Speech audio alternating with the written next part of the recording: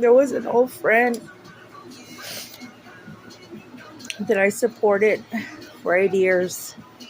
I'm gonna be honest with y'all. I'm not sexually active, but when I am, I am. And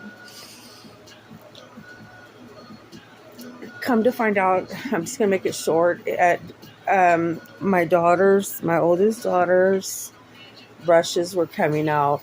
They were disappearing, and I would get pissed off. I'm a woman. I'm maintaining the house, and I'm paying all the bills, whatever, right?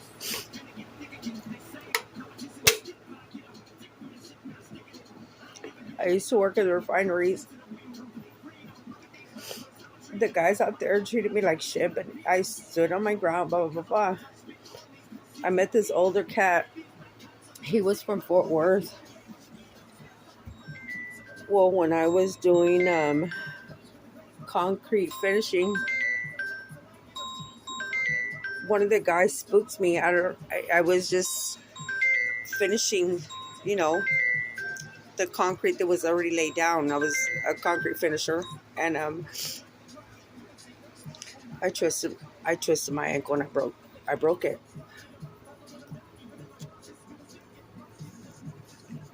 At the time, because it was many years ago.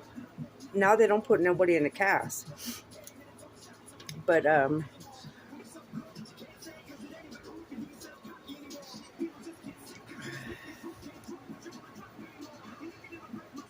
I used my body.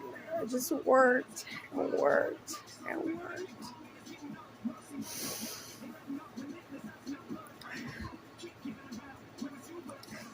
The guy Andy that I was talking about.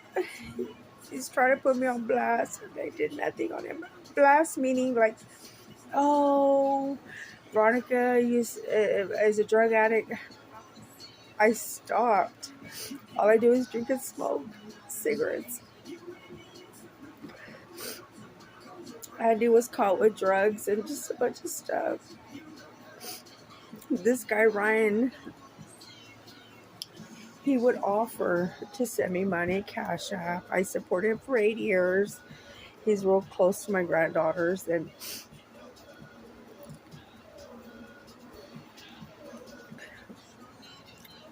when I met this older cat, I used to live in Corpus.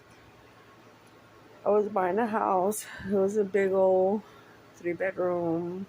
It had a little efficiency. It had two main doors to go outside the front. I lived in the efficiency, and I had my crutches and stuff like that. And the guy came over. He picked me up because I was real skinny at the time, and I had the cast on. Pulled out a gun on my mom and her boyfriend and my son, and I told my son to just stay away. The guy was on a different level. There was other shit beyond that. We did the turnaround off of Old Brownsville Road, and we're going up ramp on West Point. We hit the concrete guardrail. That's because I was trying to jump out of the truck, but since he moved me all the way close to the middle, what I did was I buckled myself, but I unlocked his seatbelt. We hit the concrete guardrail. In about 60, 65 miles an hour, he punched it. The truck went up, spun around like 3 or 4 times. I would not have that seatbelt, I would have flown out the windshield. SPID was coming on a curve, so like several cars hit us. My back is messed up.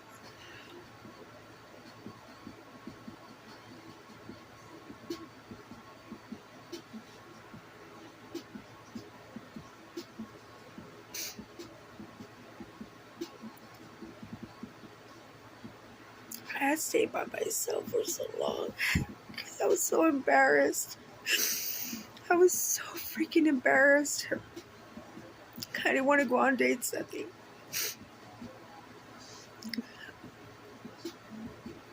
Me and my daughter had seen Andy one time outside. We were drinking, and well, of course, I'm going to introduce you to my daughter. It was just a big old thing. My daughter ended back over there, blah, blah, blah, blah, big old shit. I don't know. I didn't really know what was going on till I found out that he was over obsessive with her, and I let him in my house. I'm like, this shit short.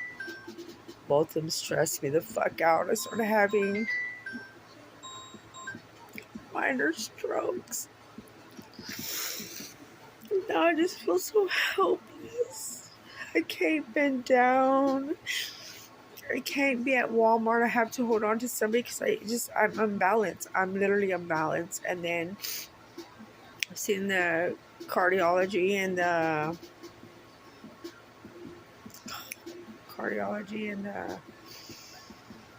there was one for the brain, and he was like, hey, they did a CAT scan and you have a burn spot inside your brain. He goes, did you have like a real bad stroke at one time? And I remember my kids were small. It was years ago. I was going through so much by myself.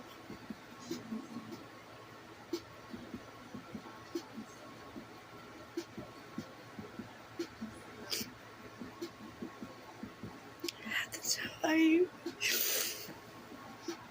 I just didn't know what to do. All my face got numbed.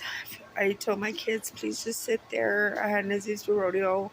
I went to Rankin, Texas, and just a bunch of stuff.